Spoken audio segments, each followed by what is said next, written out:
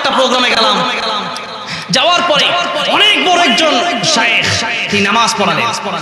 নামাজের পরে সম্ভবত মাগরিবের নামাজ, নামাজের পরে একা একা আমি নামাজ পড়লাম, কারণ গায়রে কারির পিছনে কারির নামাজ হবে না।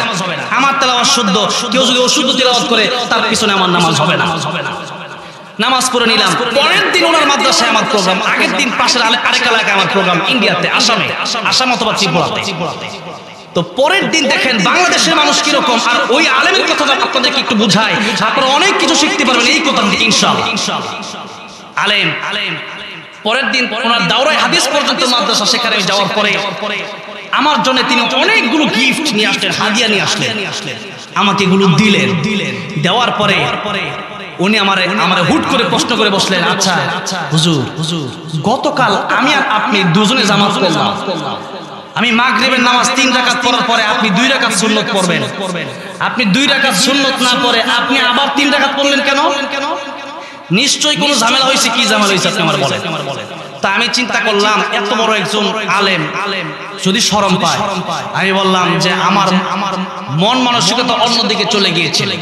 এটা সত্য কথা, অনেক সময় চলে যায় প্রায় সময়। এখন উনি বললেন না, আমার আপনি সত্য করে বলেন, আপনি যদি আমার ভুলটা ধরায় দেন, আমি আলেম কিন্তু হাফেজ হতে পারি নাই, কোরআন শরীফটা মনে হয় একটু শুদ্ধ, আপনি মনে হয় এই যে নামাজটা আবার পড়ছেন, আপনি দয়া করে আমার ভুলটা ধরায় দেন, আমি চিরকৃতজ্ঞ থাকবো আপনার কাছে।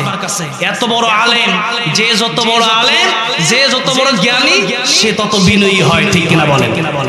আর যে যত মূর্খ সে তত অহংকারী হয়। তো ওই আলেমকে আমি বললাম যে 2টা সূরাতে 2 জায়গায় আপনার এই 2টা ভুল হয়েছে। উনি এত খুশি হলেন, বললেন চিরজীবন আপনার কাছে আমি ঋণী হয়ে থাকবো, আল্লাহু আকবার বলেন। আর বাংলাদেশের মানুষের যদি সত্যি কোনো ভুল হয়, তখন তার সেই ভুলটা ধরায় দিলে পরে সেই ব্যক্তি বলে তোমার কাছ থেকে আমার শেখা লাগবে। অথচ প্রকৃত বন্ধু সেই ব্যক্তি যেই ব্যক্তি ভুল ধরায় দেয়।